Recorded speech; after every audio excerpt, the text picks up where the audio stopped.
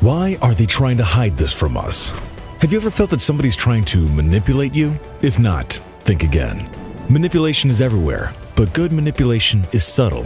You may not be aware of the influence imposed on you. Walking through billboards, scrolling our social networks, we see advertisements that are trying to get us to buy some products. When you Google something on the internet, this information is collected to show you targeted content. Big corporations know what you want, and there's no way they'll pass up the opportunity to use this information so that you'll do what they want. If you're enjoying our videos, be sure to like and subscribe. Also, hit that little bell icon to be notified every time we post a new video. However, most people know how it all works. The news about some information stolen from the internet is unlikely to surprise anyone. Online marketing is an obvious type of manipulation, but some mind control and brainwashing techniques will always be hidden from the public eye. On April 10, 1953, Allen Dulles, the director of the CIA, made a speech about the gathering of Princeton alumni. The tension between the government and media was increasing every day due to the Korean War. The New York Times had just published an investigation about American prisoners of war who came back home brainwashed by communists. Some of them even refused to return to their homeland. Dulles was just appointed the first civilian director of the CIA, and he wanted to flesh out the new priorities of the agency. He expressed his doubts on whether Americans realize how serious the battle for men's minds is. He pointed out that the Soviet Union developed new technologies of brainwashing, assuming that the enemy may use hypnosis, chemical agents, or other methods of mind control to win the war of ideologies. During the 1950s, the American society was terrified by the stories about brainwashed GIs returning from Russia, Korea, and China. Various media sources kept publishing new sensational reports on secret methods of mind control that no one can resist.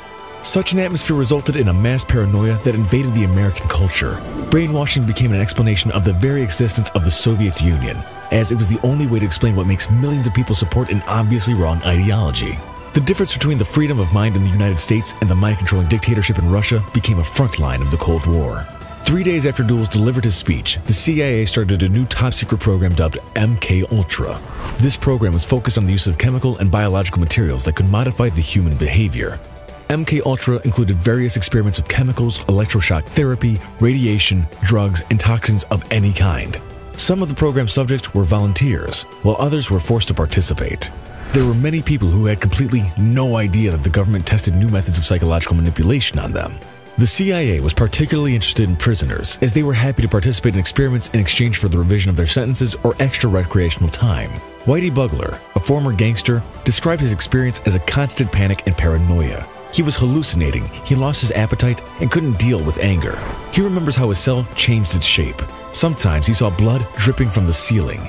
His inmates would turn into monsters and skeletons, so he felt like he lost his mind. Whitey Bugler didn't know that he was on LSD.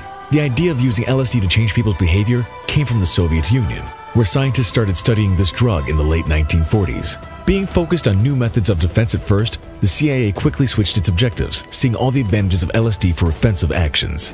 In 1953, a group of CIA scientists came up with an idea of an unwitting experiment. The agency understood that unethical experiments may cause troubles in political circles, so from this moment, they selected single targets from among hundreds of civilians, putting the psychedelic drug in their drink and food. Even CIA employees became a part of the experiment without knowing about it. New projects appeared every day, and the most notorious of them was Operation Midnight Climax. In 1955, the CIA rented an apartment on 225 Chestnut Street, San Francisco. They turned it into a fancy place and decorated it with works of art. George White, who previously worked in the Federal Bureau of Narcotics, wanted to make this place glamorous and posh so that everyone who comes in would think about sex and wine. This place was a perfect trap. A bedroom was stuffed with bugs. Everything that happened inside was observed through two-way mirrors. Prostitutes who worked here for small amounts of cash invited unsuspecting victims to the bedroom and filled their drinks with huge doses of LSD.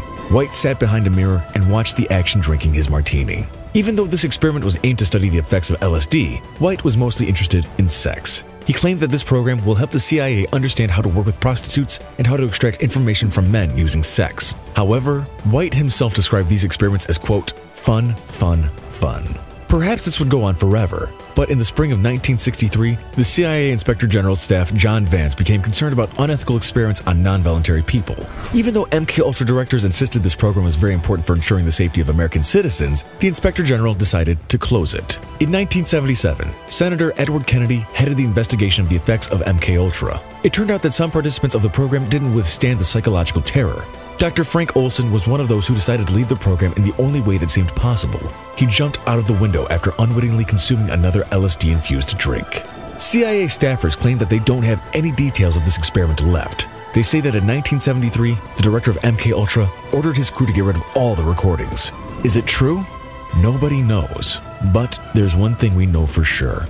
If the government managed to develop a new method of mind control, we all may be guinea pigs in a bigger experiment. Alright, Top Fivers. If you haven't already, make sure to visit our other channel, The Brilliant, for even more interesting list videos that'll blow your mind. But I'm warning you, the videos over on The Brilliant are extremely addicting to watch as well.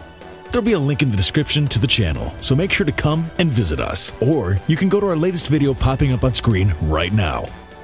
Oh, and have you visited thefinestpost.com to enjoy the most amazing articles you'll ever get to read?